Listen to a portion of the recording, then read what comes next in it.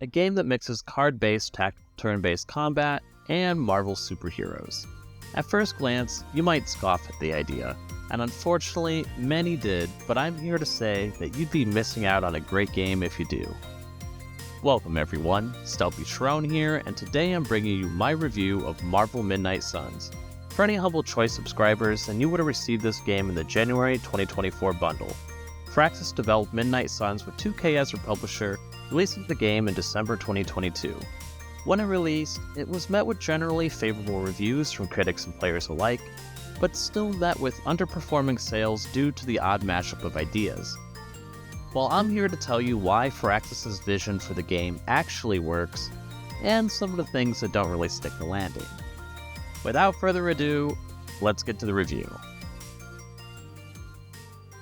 Graphically, the game looks great. I mean, it's not some photorealistic, hard to determine if it's real life or game graphics, but that's not what it's going for. The graphics definitely set the mood, emphasizing the apocalyptic feel when going out on missions, or the coziness and safety of being back home in the Abbey. I really like the cinematic quality of many of the heroes' abilities, and it was always a treat to try out a new one to see what awesome thing one of my heroes could now do. The environments themselves have a lot of variety, especially with the set pieces and the story missions.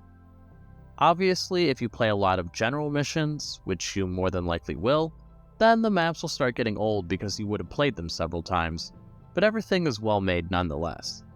However, I did encounter several graphical glitches. Nothing ever broke the game, but they were numerous and noticeable. Enemies still standing after being KO'd, cards remaining in my hand after being used, although they weren't interactable, or Wolverine falling through the floor when he'd do this. It's a good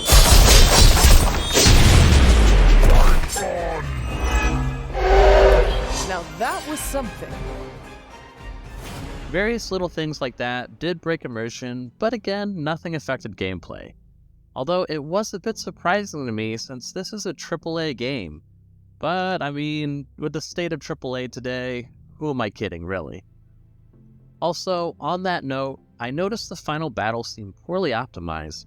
I started dropping frames presumably because of all the particle effects in the final battle. However, before this I was running the game comfortably on the Epic preset for graphic quality. So not really sure what's going on with that, but it was fixed by lowering it to high.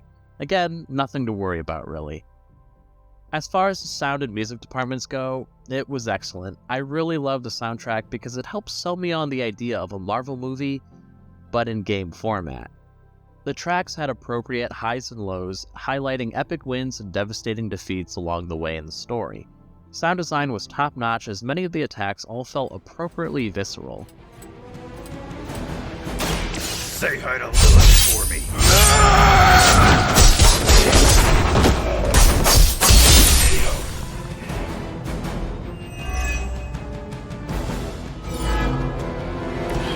I am impressed.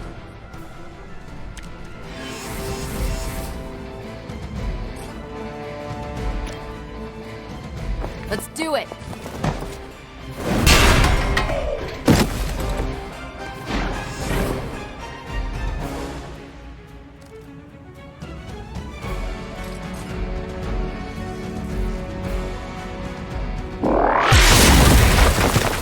No more time to waste. Let us go. And you can't really talk about Midnight Suns without mentioning the voice actors, because there is a ton of dialogue. I was blown away by how much dialogue there was, and for the most part, it keeps its pace all the way up to the closing credits. Alone. Always so alone. Did I miss the party? You are just in time. I told you the door works now. Sorry. First apocalypse excitement. I think all the voice actors did a great job in their roles, but there were times when conversations felt a bit flat. I guess that's bound to happen in a game where the same voice actors have so many lines. Overall, Midnight Suns' presentation did well to capture the right feels for a Marvel game. While the gameplay is compelling, I think many will be attracted to Midnight Suns because of the story set in the Marvel universe with the recognizable Marvel characters. It offers something that we really haven't seen in a long while with a massive team-up of Marvel heroes.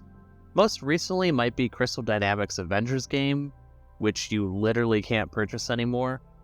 Or a much better example of this would be the LEGO Marvel superhero games, of which I would recommend both. Luckily though, Midnight Suns brings a fun story that does stumble at times in its execution, but is engaging most of the time. So first off, this goes without saying, but obviously if you're a fan of Marvel, then you'll find a lot here to like and actually understand. For more casual fans, or maybe you're not a fan at all, then a lot of things are going to go over your head. For me, I'm largely just a fan through the movies over the past decade, and I watched the 90s Spider-Man show as a kid. So there were things that were at a loss for me with certain name drops or even entire characters. However, I could safely say that all the important stuff is adequately delved into, so you don't need to worry about not being able to understand what's happening. Midnight Sun's story has some really good moments, and I like the build-up it has throughout. You play as someone known only as the Hunter. You're the demonic-infused offspring of Lilith, the mother of demons. She comes back with the intent of wreaking havoc on the world for the sake of her Dark Master Cthon. You fought her once before, but it resulted in your death. But luckily, this time you have a lot more superpowered friends to help you in your crusade to lead the Midnight Suns and stop your mother. I thought many of the story missions brought great cinematics and feel like what I mentioned before, playing a Marvel movie. However, it's a long story and meanders at times with certain missions that may not have been necessary. I think the writers made it a bit too unwieldy because I noticed several instances with dialogue inconsistency. Some people would mention things as if they hadn't been talked about, despite literally just having a conversation about said topic.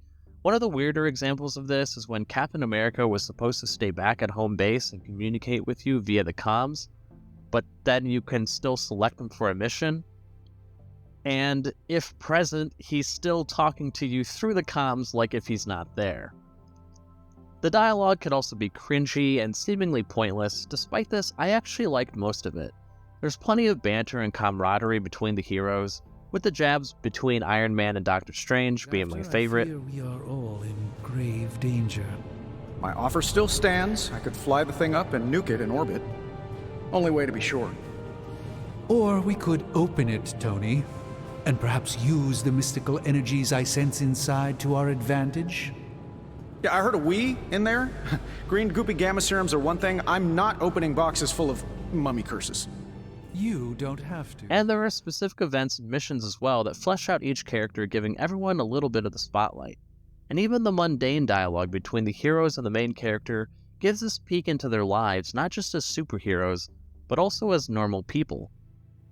Unfortunately, despite having several side stories, a whole story arc for the exploration of the Abbey, a completely separate mode from the tactical battles, and an overarching main story, the game never really lets the player make any meaningful choices. Sure, there are dialogue options that can affect the disposition of characters, but you'd have to be trying hard to get someone not to like you. Frankly, I'm not even sure if it's possible. I would have loved for the devs to have reined the story in a bit in exchange for branching paths along the narrative. Overall, the story is decent, especially for fans of Marvel. In what is now a Marvel cinema tradition, the game ends with 2 end credit scenes which allude to a potential sequel. And I would love to see where Firaxis will take this, but unfortunately, I don't think we're ever going to see that.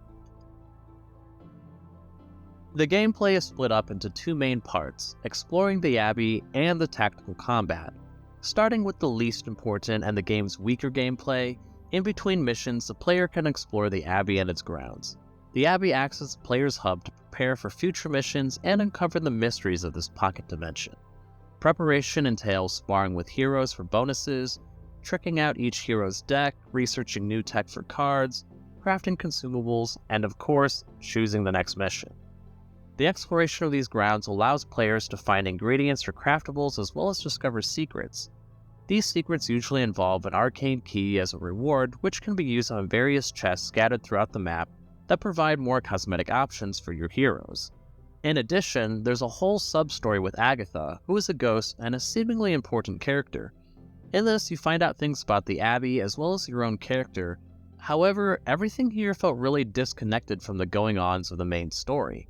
Most, if not all of this section was optional, which really surprised me given some of the implications it has for the Hunter. Agatha herself felt underutilized, and I wish they had done more to make her more meaningful to the plot. Most of the time, she just felt like she was present rather than being integral. Although, this is starting to become a bit of a narrative rant and not really talking about the gameplay. Anyway, exploration was still somewhat enjoyable, and I liked unlocking new abilities to find more of the hidden things. Movement did feel off though, and the lack of anything else to do besides walking around and interacting with objects felt lackluster. Once again, I'm hurt by the fact that we won't see how Firaxis could have expanded on this section of the game in a sequel. In between missions is also where you'll be doing a majority of the time interacting with the other heroes. This can involve an entire bespoke event like celebrating Magic's birthday, or helping Blade hunt down a Bargus. Or they can be one of the club events like Nico's Emo Kids, and delve into exactly how the hunter died. Hunter, I'm glad you're present for the inaugural meeting. Of what, exactly? Why, the Knights of Intellect and Dimensional Spiritualism, the Abbey's local chapter of the Esoteric Mystical Order. Right. Emo kids. But a lot of the times, it's just a chill, relaxing session with your hero of choice. This involves a chosen event, a nice conversation, and a gift. And if that sounds like a system you might find in a dating sim, then you may be disappointed. You can get friendly with your fellow super people, but not that friendly. Even still, I liked many of the interactions, even if some of them seemed dry and stereotypical to the specific hero. Like, Captain America, can we stop talking about what it means to be a leader for once? Becoming friends with everyone, though, is essential for increasing their passive buffs and eventually unlocking their challenge mission to get their ultimate ability. All of them felt really satisfying and powerful. My favorite is probably Doctor Strange's 7 Sons of Cinnabis. And I actually like their challenge missions too, because each one of them was more of a puzzle in how you use the hero kit, rather than a test of eliminating enemies like usual. But obviously, there's a lot of bashing in bad guys' faces, namely Hydra and demons. Before you can do that though, you need to select a mission. There are eventually 3 different locales that offer different mission objectives and can range in difficulty. Many of them require specific heroes to complete. I actually never really saw a reason to do a harder mission unless you wanted a challenge. Maybe there are better rewards, but I found that I wasn't lacking for that in most of my time playing the game. The game also has its own overall difficulty level, which I originally set to normal. As you progress in the game, you unlock higher difficulties, so I just kept bumping it up every time it said I unlocked a new one. This nets you more currency gains, but I started to find that the highest difficulties were, well, too difficult. By about Ultimate 2, I was getting fed up with constantly losing and bumped it down to Heroic 3, which was a nice bit of challenge each mission without feeling too frustrating. Also, unlike Firaxis' XCOM games, there's no penalty for not doing missions. On one hand, I like this because it allowed me to go at my own pace and tackle whichever missions I wanted. On the other hand, I think it was a mistake because I never really needed to weigh my options like I did in XCOM. And since players can go at their own pace, that can be too fast or slow depending on how the player tackles things. For me, it took about 50 hours to get through Act 1. At the time, I wasn't too bothered by this. The game constantly had more story to show and a lot of side events and dialogue, and I just really liked the combat gameplay. However, as I got closer to the end of Act 2, I was doing general missions only when it told me so that I could get through the story. The last act felt a bit of a slog because I had a few late-coming characters that I wanted to maximize their relationship with, so I found myself doing a lot of general missions to do that. The rewards themselves start to seem pointless as you get closer to the end. Resources become so abundant that you really don't need to worry about them, and you'll eventually unlock all the cards. I did notice that cards could have potentially different mods equipped though, so I could see really hardcore players trying to get that right modded card in order to fully optimize each of their heroes' decks. But I wasn't one of those players. I think the last several missions I stopped unlocking the rewards that gave cards just because I wanted to jump into the next mission with minimal interruption. Okay, now that I spent all this time talking about every other aspect of the gameplay, let's talk about the one thing that matters the most, the combat. As mentioned, and from what you could see from a lot of the combat footage, the game is a turn-based, tactical strategy where the moves are determined by the cards held in your hand. Instead of each hero having their own set of actions like each soldier might in XCOM, players can perform up to 3 actions per round, with some exceptions of cards granting additional actions or free actions. Additionally, you can make a move to reposition them, which can be helpful for things like getting them in range of a heal or setting up an environmental attack. Speaking of, several cards and environmental attacks cost heroism in order to do them. Players gain this in-battle currency by playing cards that grant them. Between the needed heroism and limited actions, players need to think carefully on how to spend their cards. Actually, there were many times where I didn't do this, and I sorely wish the game had an undo button. Although, on that note, there really should be an undo, because sometimes trying to line up the right angle for a shot could be really finicky. You think you're going to hit all the indicated targets, but then move the mouse ever so slightly as you confirm the attack, and it ends up missing someone. Or accidentally moving a hero using up my only move action for the round. This happened way more times than I would have liked. Oh, and there are also 2 redraws a player has at their disposal each round. Obviously, this lets them gain cards that hopefully will be useful in case they had none. But some cards actually give heroes benefits or become more powerful when redrawn. In fact, Iron Man's entire playstyle revolves around redrawing to add benefits or powers to each of his moves. Actually, all the heroes were not only visually distinct in their abilities and effects, but they also played differently.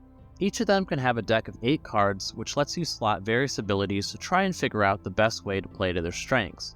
Alongside Iron Man, you had characters like Doctor Strange, who benefited from spending extra heroism, Blade, who could perform a lot of lifesteal abilities, or Magic, who could gain damage from shoving bad guys through her portals.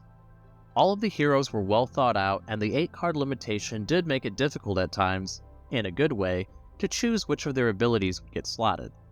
As far as the different maps and objectives go, they're alright.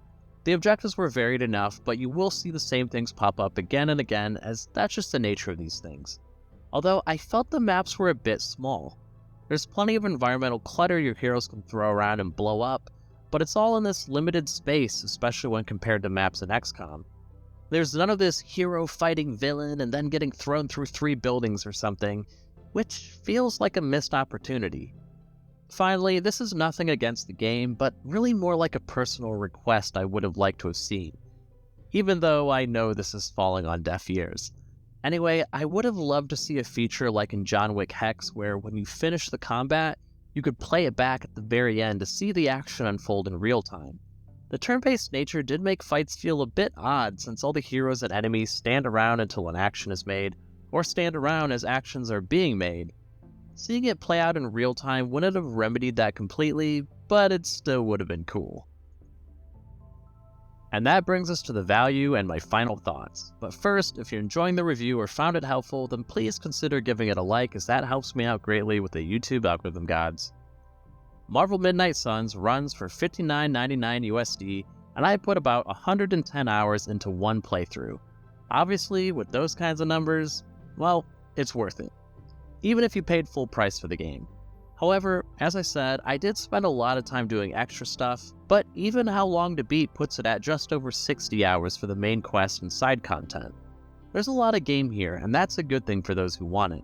Of course, if it's not enough, then there's also the DLC content, which adds new heroes and associated story missions.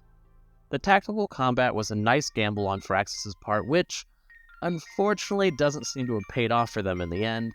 But it is really fun, and I think people are missing out if they don't give this one a shot, especially if you're a fan of Marvel.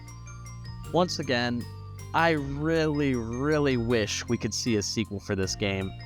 I would love to see how Firaxis might improve certain aspects, what they might add, where the story might go, but alas.